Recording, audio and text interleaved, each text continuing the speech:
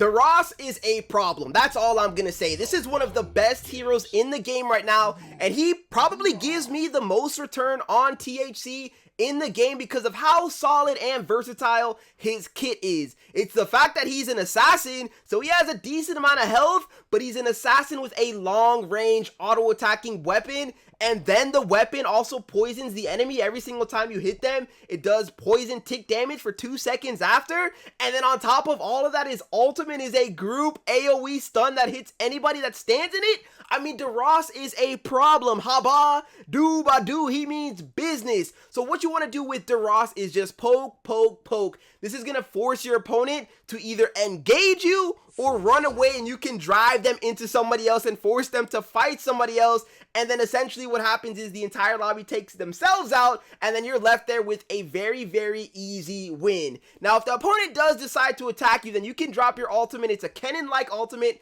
Circle goes up, it stuns everybody on the inside, and this is very, very good, especially towards the end of a game, because at the end of a game, the circle is tiny, and what people don't realize is you have a huge advantage over every single hero in this game because you can continue to poke both sides, right? If there's 2 people left, 3 people left, 4 people left, it doesn't matter. You can poke every single one of them and leave them poisoned, and eventually they're going to start to freak out because they have to fight and do something. And then once the circle gets small enough, you pop your ultimate. Now everybody's going to freak out, start attacking each other. And then your ultimate is just doing the majority of the damage. And you just end up getting free wins left, right, and center. But let's have a look at today's gameplay, right? 8 people left in this game.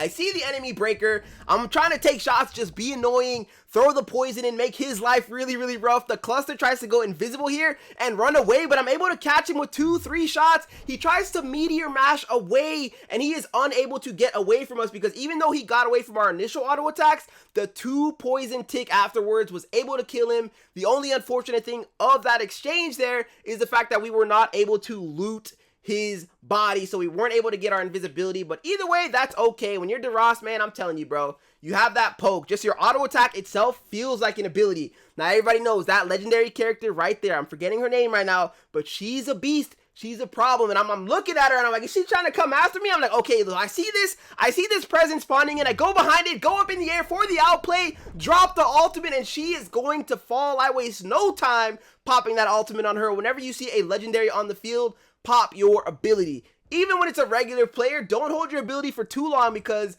an ability that you hold, if you die, there's no point to that.